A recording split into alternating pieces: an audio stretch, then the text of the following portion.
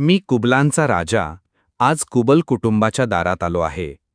या कुटुंबाने माझ्या स्वागतासाठी केलेली सुंदर आरास पाहून मन अगदी आनंदून गेले आहे. अनेक वर्षांपासून किर्लोस आंबवणेवाडीतील आपल्या घरी कुबल कुटुंब माझी मनोभावे पूजा करत आहेत. त्यांची ही निस्सीम भक्ती पाहून मी त्यांच्यावर नेहमीच प्रसन्न असतो. माझ्या दर्शनासाठी गावातील भक्तमंडळी मोठ्या श्रद्धेने येतात. त्यांची ही निस्सीम भक्ती पाहून त्यांच्या आयुष्यातील सगळी विघ्ने दूर करण्याची शक्ती मला मिळते. तुमच्या या श्रद्धेमुळे मला तुम्हा सर्वांवर नेहमीच कृपा करायची प्रेरणा मिळते. माझ्या भक्तांनो, तुम्ही माझी सेवा करता म्हणून मी तुमची विघ्ने हरतो. तुमच्या पाठीशी मी नेहमीच आहे.